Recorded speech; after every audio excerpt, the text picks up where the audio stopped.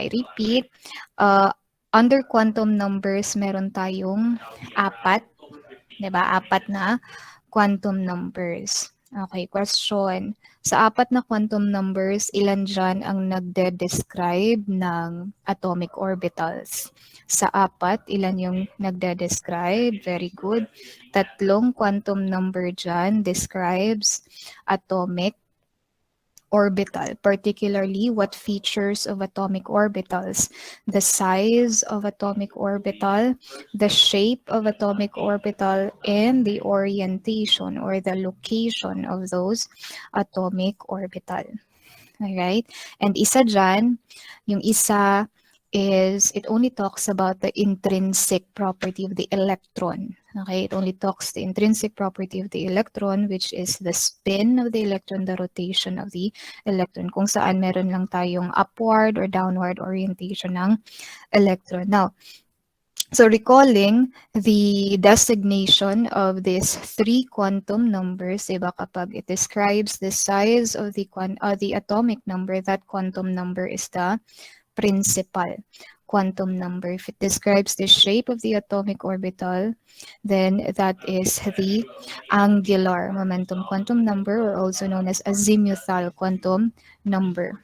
Right? And then the one that describes the location, the orientation of the atomic orbital in space surrounding the nucleus, that is the magnetic quantum number. Alright? Now, with regards the shape, emphasize ko lang dito yung shape ha, kasi may connection siya sa next topic.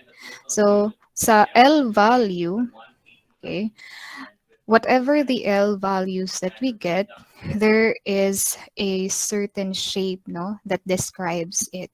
So, halimbawa, if the L value that you get is 0, diba, there is a sublevel describing a shape, okay, in relation to that L value. Okay, kapag 1, meron din 2, tsaka 3. So, ano nga ulit yun kapag 0?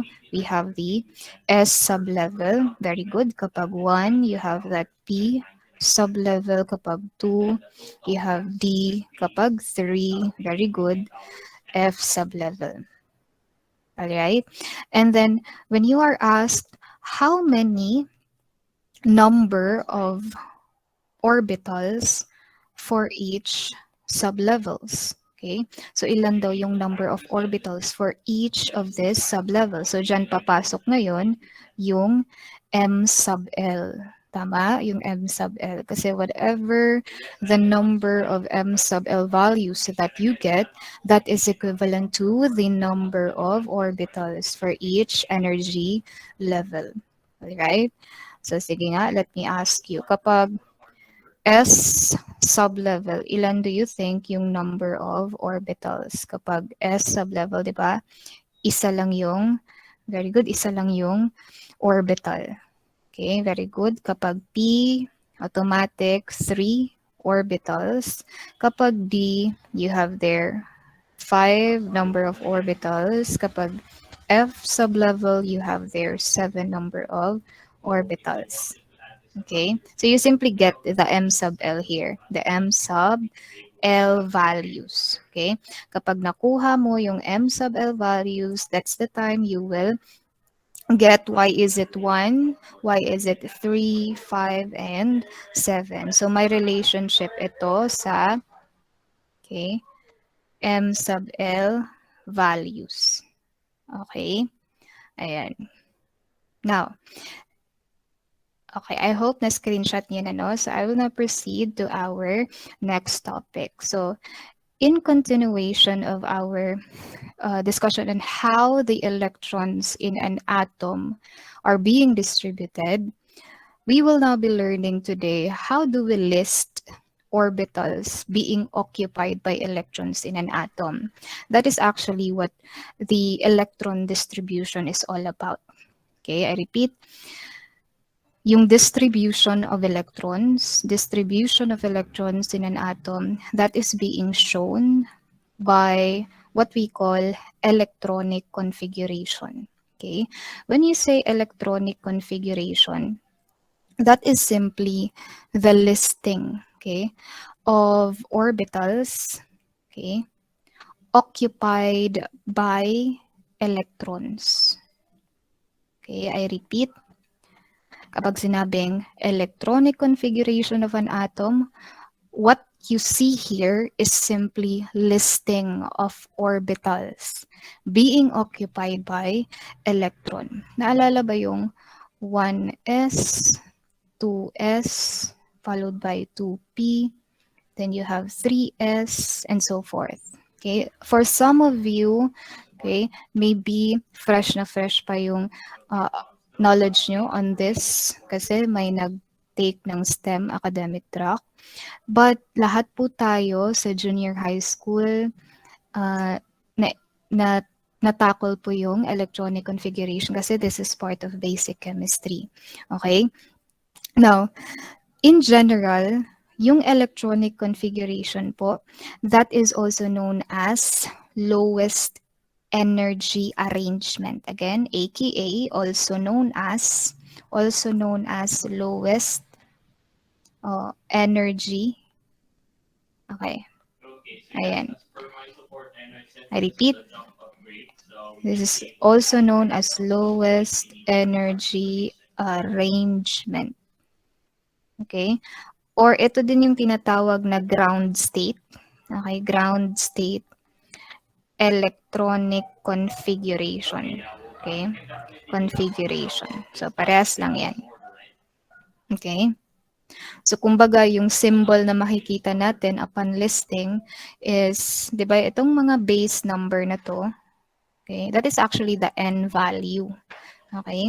So, yung makikita natin sa electronic configuration is you have the principal, di ba, N value, that is the principal quantum number, the first quantum number. Okay? It describes the energy level, di ba, the energy level. Yung nakikita nating S, P, okay, SP. So, anong quantum number yan, di ba? That is the L. Okay? So, you have the N and the L. Kumbaga, parang general formula, kumbaga, na makikita natin sa listing of orbitals occupied by electrons. You have the N and L. Then, yung makikita natin ng mga numbers mamaya, okay, yung mga nasa taas ng letters S, P, okay, or later kapag may D na, yung number na yan na makikita natin later, that describes the electron. Okay? That describes the electron occupying on that orbital. Okay? So pag sinabing 1s2, okay? Halimbawa, you have 1s2. Yung 2 dyan, electrons yan. Ibig sabihin, dalawa yung electrons na nag-occupy dyan sa 1s orbital. Okay? Sige. Now, in order to predict these arrangement, okay, we actually have 3 rules that has to be followed.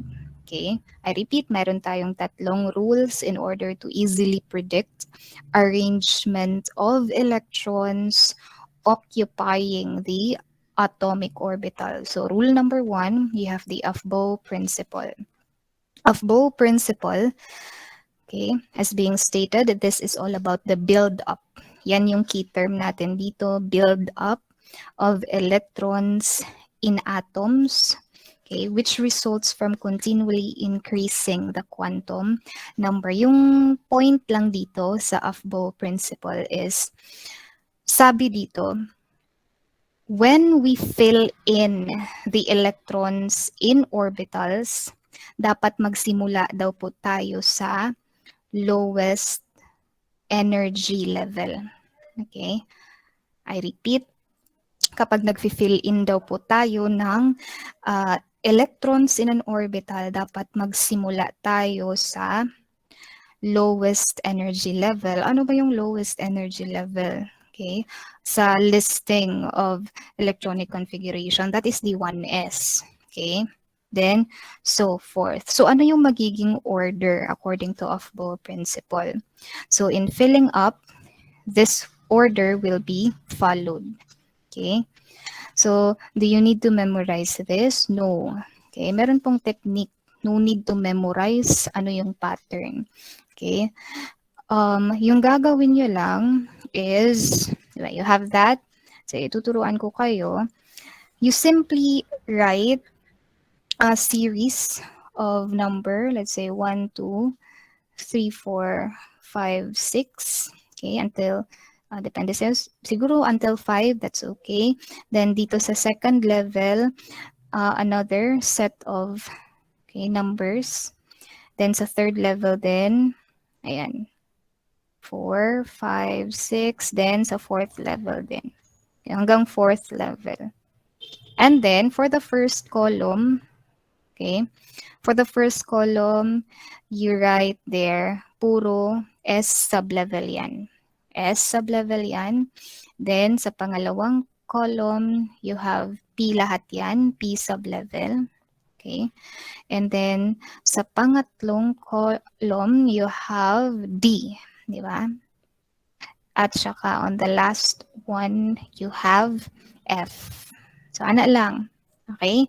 And then, you draw a diagonal arrow. Diagonal arrow pointing down, pointing down to the left. Diagonal ha? Diagonal pointing down to the left. Okay? Down to the left. So, simula ka dito sa 1S. Okay? Then you have 2S. Okay? Make sure na tamaan mo yung, okay, tamang order. Okay? Ana. So, ana lang siya. Okay? So, if you have exams, quizzes that has something to do with electronic configuration, you simply do this pattern. And then, how do you know sino yung mauuna? Di ba in an arrow? In an arrow, syempre, yung starting point is yung tail. Di ba? Dito yung starting point natin. Starting point, SP, starting point, yung tail. Syempre, yung goal natin is yung head, arrow, head. Ito yung ending point. Tama? Ending point. So, ibig sabihin, if when we fill in the electrons in an orbital, so you simply go along the arrows. Okay? So, imula na siyang ganiron. Okay? So, you have there 1s. Okay? 1s. Then, followed by, ayan, 2s. And then, ano yung kasunod? Balik ka sa tail. 2p. Ano yung kasunod ng 2p? Ganid, 3s. Okay? Then, balik ka dito sa tail. 3p. Sana lang. You don't need to memorize this. Okay? Now, for some students, okay, meron silang mnemonics. Okay? You can search sa Google Chrome. May mga mnemonics with regards to electronic configuration. Like, ang letter S is shoot, ang letter P is pass, letter D is dribble. I'm not so familiar with that. Pero yung sa akin lang, I don't let my student memorize this. As long as you know how to write the pattern, mapadali na lang inyuhang pag-write sa electronic configuration, yung order. Okay, so rule number 1 of Bohr principle, sabi niya, in filling in the electrons in an orbital, dapat magsimula tayo sa lowest energy level, then using this order. Okay, ganito yung order. Okay, so ano sabi niya specifically? Building up of electrons in an atom. Wherein, kapag when we proceed, okay, along, pababa ka ng pababa, increasing din yung quantum numbers. Okay? Di ba? Pa-increase ng pa-increase. Ano sabi ko sa inyo? Ano yung mga base numbers dyan? Di ba? That represents n, value.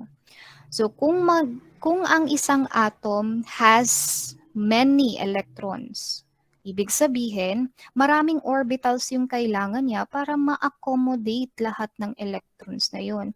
So, parami ng parami yung level, no? Kasi doon mag-o-occupy yung electron. So, n value will increase. Now, what about the L? L value. Siyempre, kapag more electrons na yung meron sa atom na yan, pwedeng merong electrons na makaka-occupy ng P sublevel, D sublevel, ayan, so pataas din, di ba? So increasing, kumbaga, yung quantum number. Okay?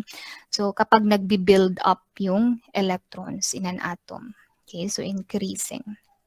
Ayan, yan lang yung concept ng Aufbau principle. Alright?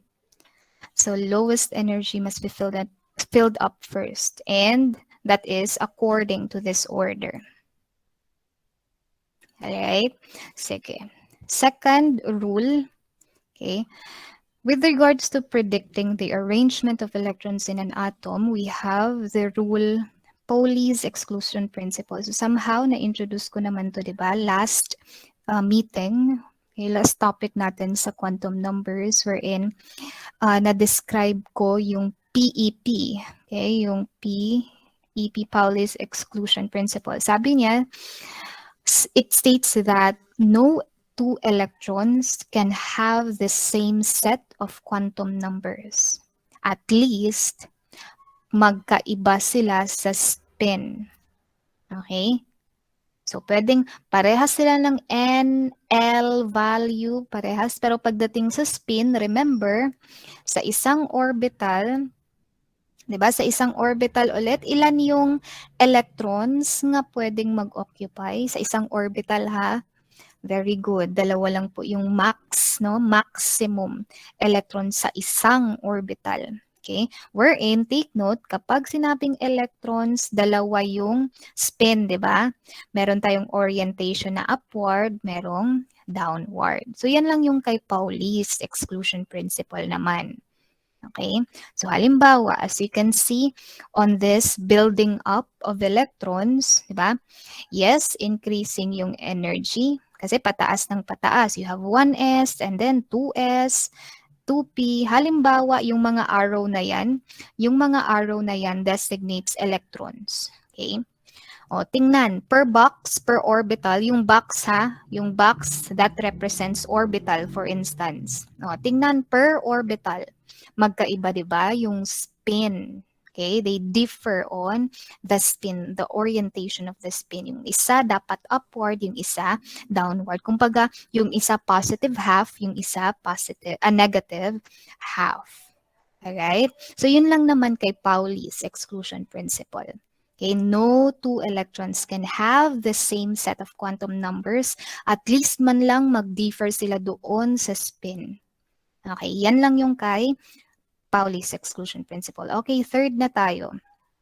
Now, sa third rule to predict arrangement of electrons in an orbital, we have what we call Hund's rule. Okay, as stated, Hund's rule, this is only applicable to those subshells with more than one orbital. Diba? Yung mga subshells na mayroong more than one orbital is only P, D, at saka F. Okay? More than one yung orbital nila. Okay? Now, for these sublevels with more than one orbital, take note, the electrons will be spread out first with their spins on the same direction. Okay? So that electrons are distributed singly before they are being paired. So, halimbawa, for the atom oxygen. Okay? For the atom oxygen, you tell me what is the atomic number of oxygen? Pang-ilan siya sa periodic table nyo dyan? It is pang-8. Tama po ba? Very good. O, ano sabi ko sa atomic number? Diba? That is equivalent to the proton number of the atom of the element. Now, tanong ko, neutral ba yung oxygen dito? Neutral atom ba yung oxygen dito? Yes or no? Neutral means no charge. Very good. So, neutral. Ibig sabihin, kapag neutral yung atom, proton number is equivalent to number of electrons. So, ibig sabihin, number of electrons dito would be 8 for oxygen. Nakuha? Now, let's try to find out how do we fill in these 8 electrons sa orbitals, no, surrounding the atom oxygen. Okay? Take note ha, yung mga arrow na nakikita nyo per box, mga electrons yan. Kung bibilangin nyo yung electrons, yung mga arrows dyan, ilan? 2, 4, 6, 8 lahat. 'Di ba? 2, 4, 6. Ito, sa oxygen lang din to. Oxygen. Ito, oxygen. Alright? So, ang arrow ulit, electrons yan. Per box, orbital yan. Okay? Orbital. Now, sabi kay Hund's rule, this is only applicable to P. P orbitals, D, tsaka F. Okay, tingnan natin ngayon pag-fill in ng electron. Siyempre, magsisimula, di ba, sa 1s. So, ayan, nakita nyo na may dalawang electrons sa 1s. Tama? Kasi, balikan yung AFBO principle, 1s yung unang i-fill in as the lowest energy level. Bakit dalawa lang yung electrons nasa orbital? Kasi nga, dalawa lang yung maximum electrons pwedeng mag-occupy ng orbital. So you have 2 electrons sa 1s. Ano yung kasunod, sabi ni AFBO principle? 2s ang kasunod na orbital. So you have another 2. So 4 na ang na-fill in natin. Ilan dapat yung i-fill in na electrons? 8. Ano yung kasunod na orbital? After 2s, you have 2p. Tama, 2p. O, dito maa-apply yung Hund's rule kasi nasa p orbital na tayo.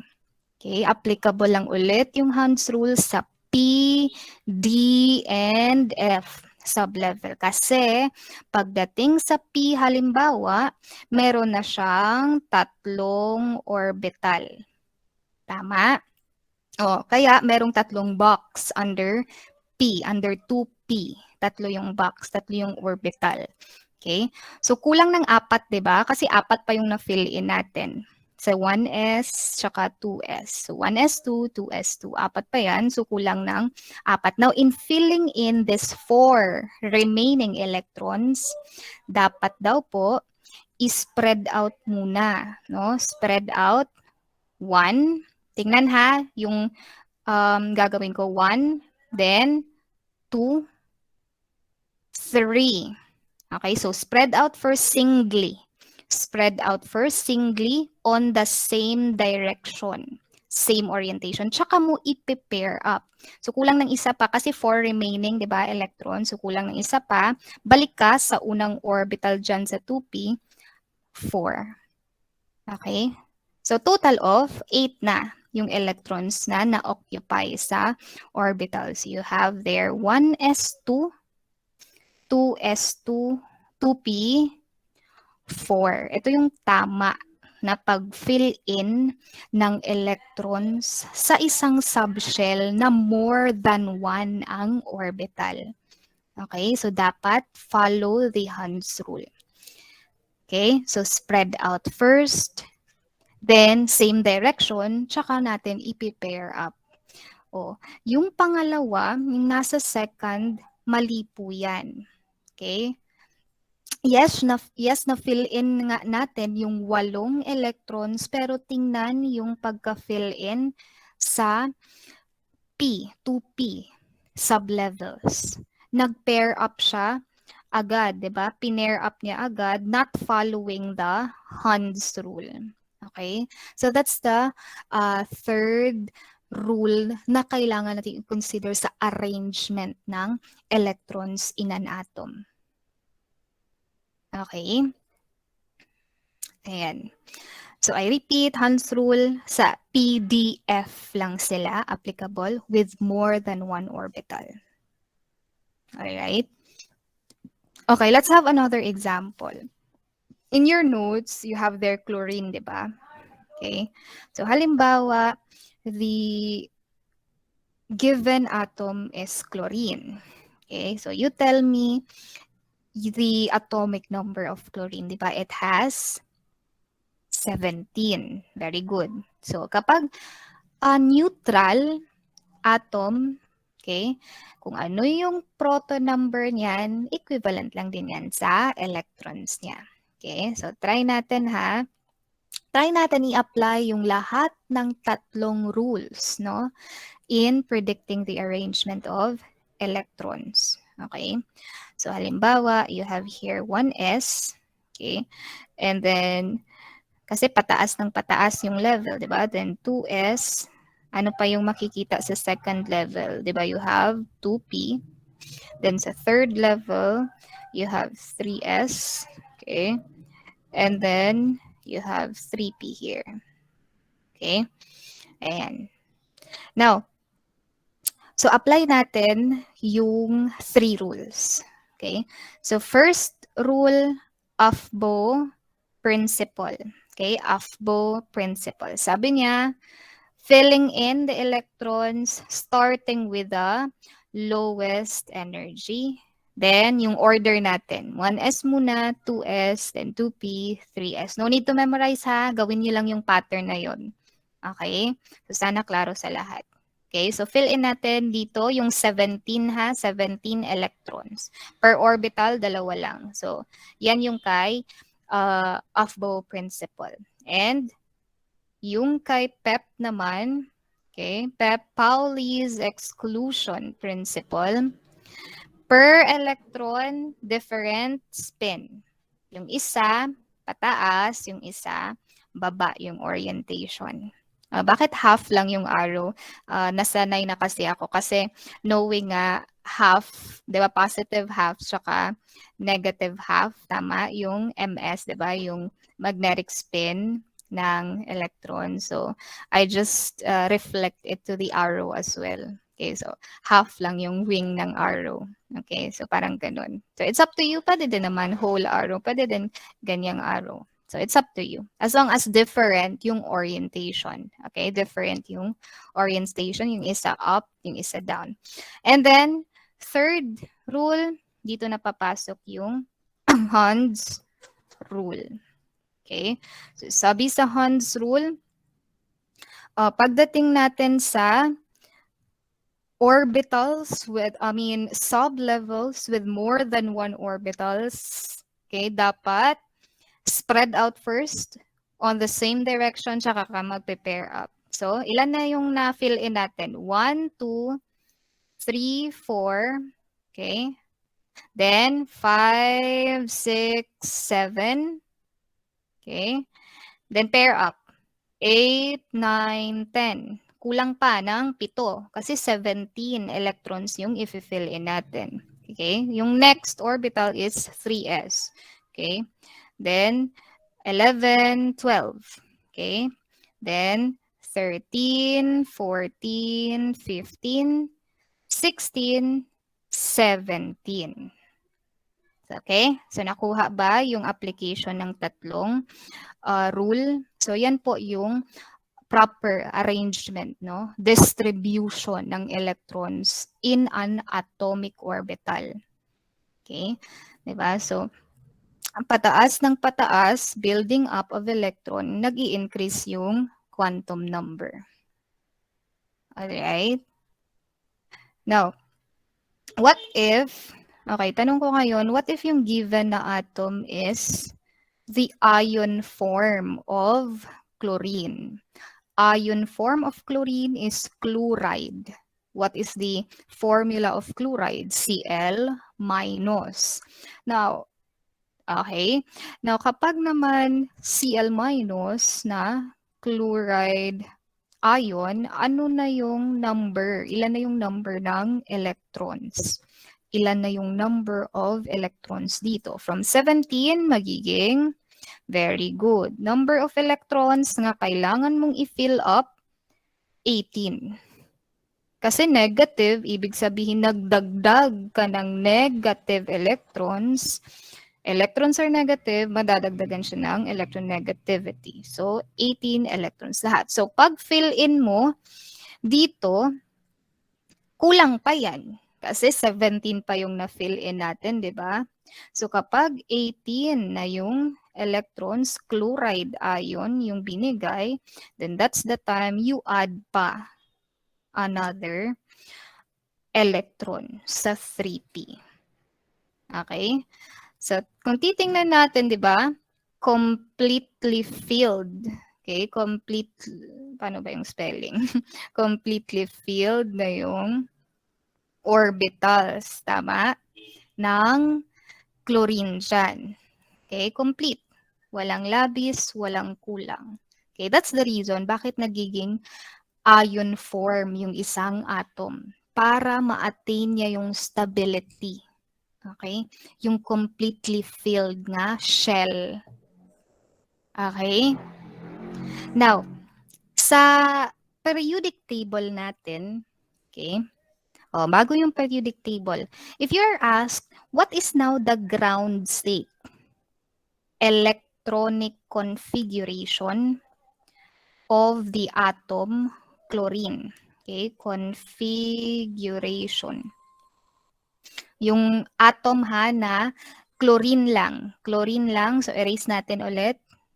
Yung, ayan. Chlorine lang, chlorine. So, 17 electrons. Okay. So, kapag pinasulat kayo ng ground state electronic configuration, yan na yung listing. Okay, listing na yan ng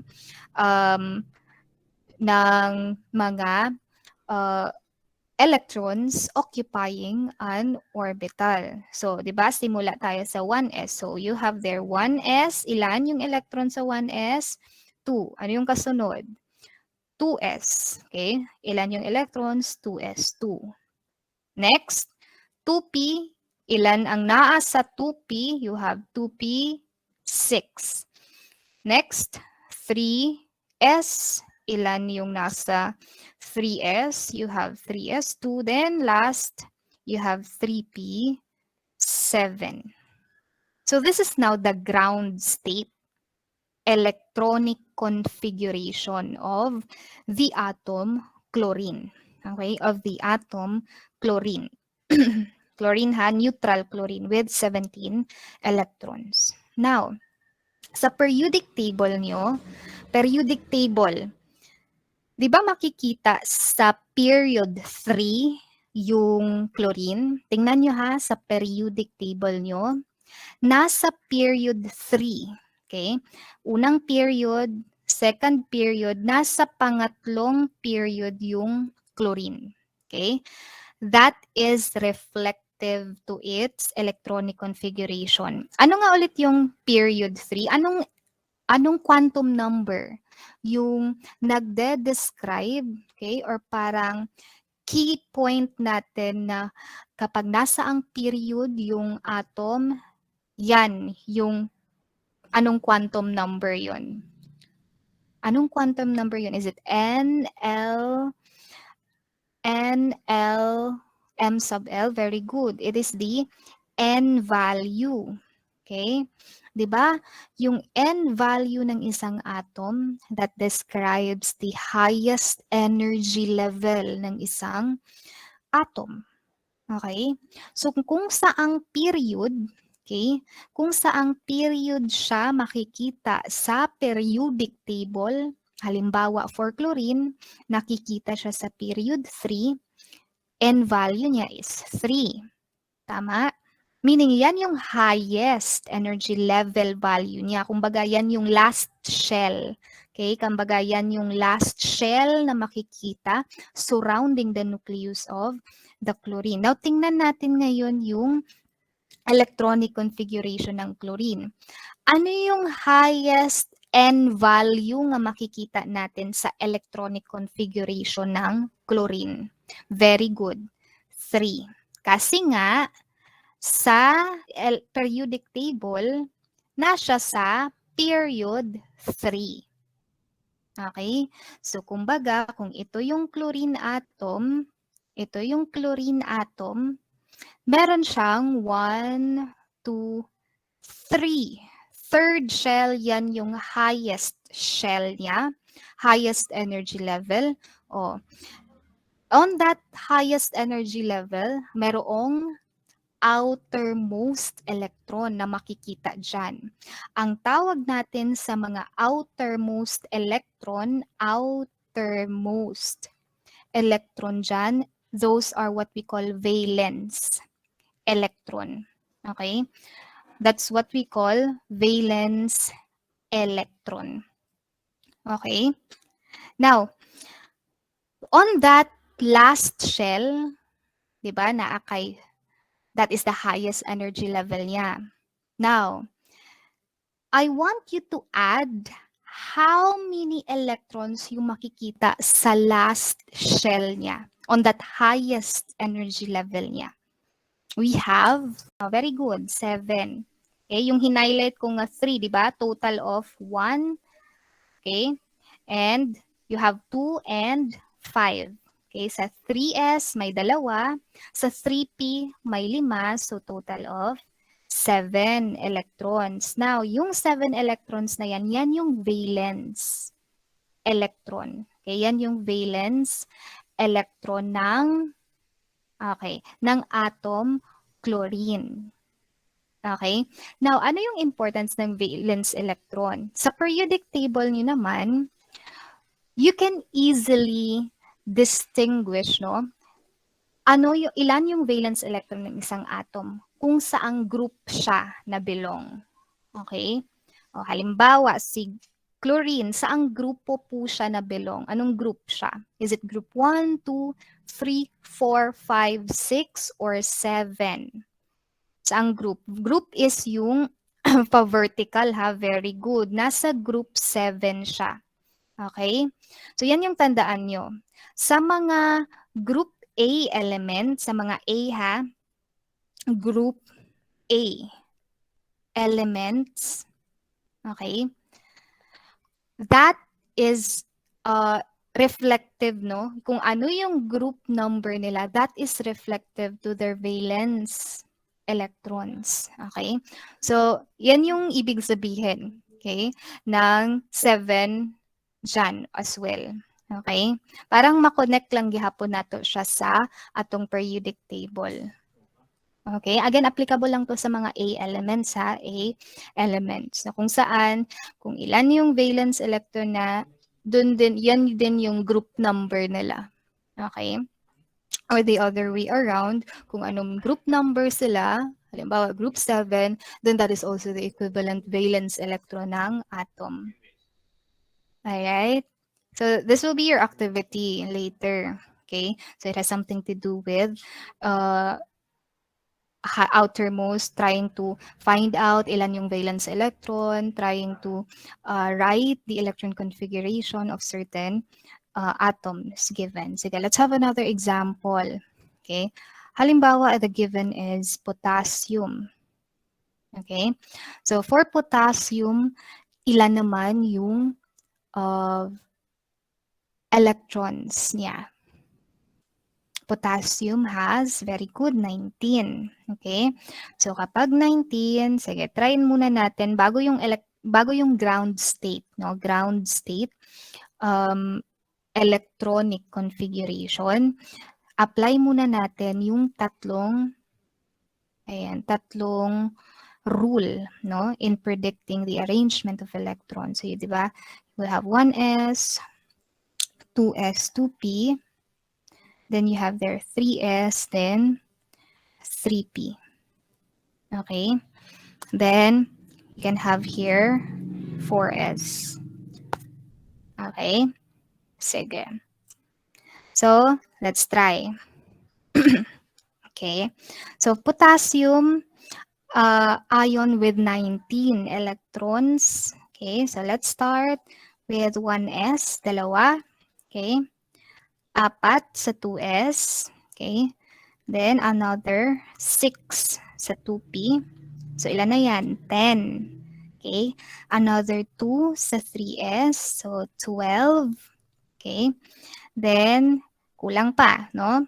You have another 6. Okay? 12 plus 6, you have 18. Tama ba? Okay? So, 18, kulang pa ng isa. Okay? Kulang pa ng isa. Okay, so yung kasunod di ba ng 3p is 4s. Tingnan lang yung pattern ha, yung pattern sa based on AFBO principle. Okay, 1s muna, 2s, 2p, 3s, 3p then 4s. So 19 all in, yung na-fill in natin. Okay, diba you have 10 here, okay, 10 electrons. Itong i-check ha. Okay, then you have, ayan, 2, 4, 6, 8, then 9 electrons. Okay, so tama. Now, from this, okay, try natin isulat yung ground state electronic configuration niya ng potassium. So you have 1s2, 2s2, okay, 2p6, then followed by 3s2, then you have 3p6, and last one is 4s1. Okay, 4s1. Now, what if yung binigay, this is the complete electronic configuration ng potassium ion. Okay?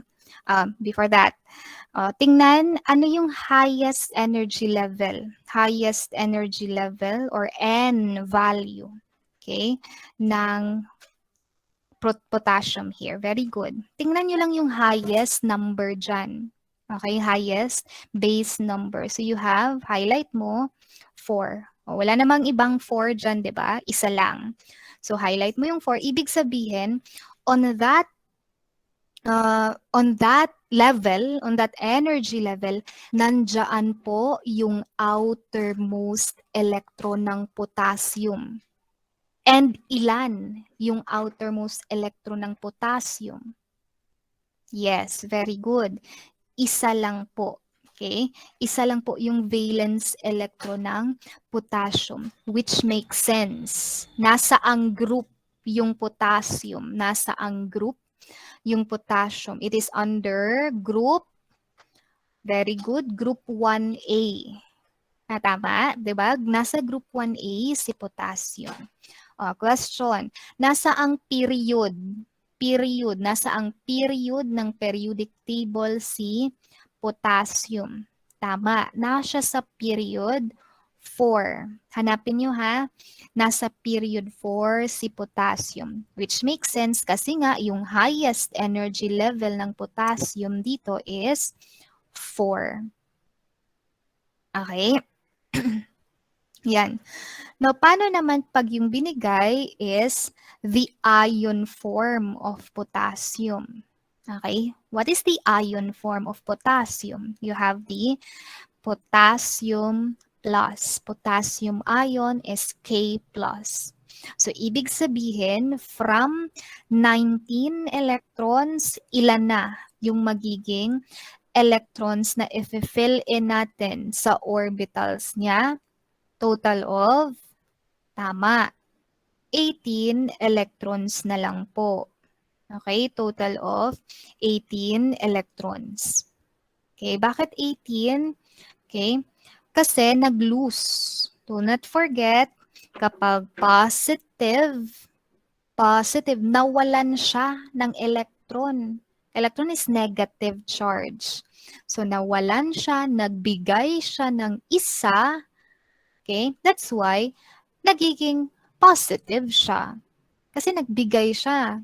Inalisan niya ng negative. Okay? Yung sarili niya. So, somehow, nagiging positive siya. So, plus 1. No, plus 1. Okay? So, loose. Nag-loose siya. Okay? Nag-loose siya. Ibig sabihin ng plus 1 ha, nag-lose siya ng 1. So, muna siya akong giingon nga, don't be confused sa charges. Kapag sinabing plus 1, okay, nag-lose po yan. Nag-lose ng electrons. Inyo lang yung reference point dyan is the electrons. Electrons negative, kapag inalisan mo ng negative yung isang atom, magiging positive siya. Diba? Ayan. So, loose 1, 18. Ngayon, from this filling in of electrons, itong nag-iisa niyang outermost shell, ibibigay niya. Diba? It will lose that 1 electron. Kaya nga, capable siya mag-form ng cation, which is K+. Okay, so hanggang dito lang kung baga yung magiging filling in ng electrons.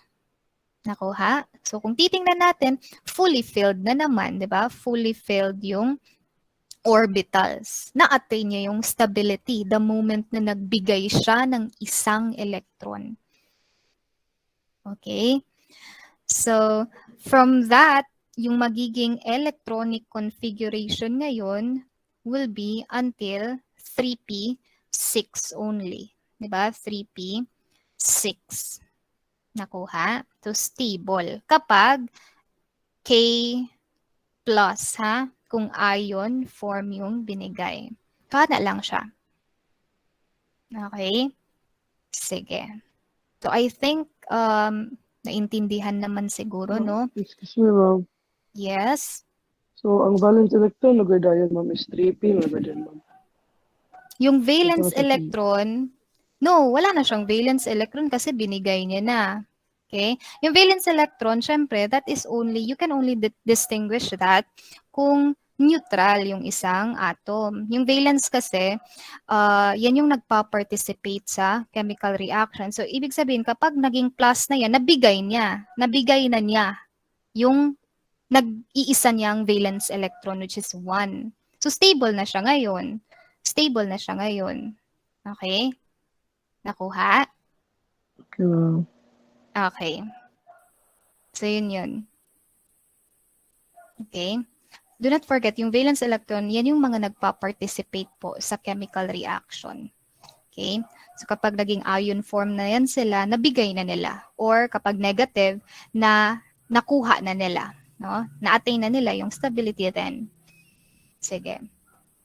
Sige, ito, assignment na lang to, no? I-try nyo na lang to sa bahay nyo. Try to write the ground state. Kapag sinabing ground state na ha, ground state electronic configuration, ito na. Okay, ito na yon. Yung 1s2, 2s2, 2p6, 3s2. Ayan.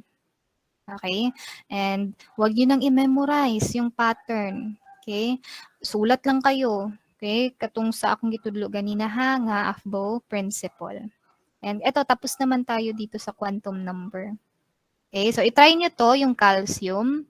Okay, and then later, kapag natapos nyo na yung electronic configuration ng neutral calcium, compare nyo naman yung ion form ng calcium. Di ba? Ion form ng calcium is Ca2+.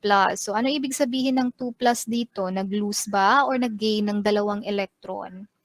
Nag-lose ba or nag-gain? Tama, nag-lose. Okay, very good. Okay.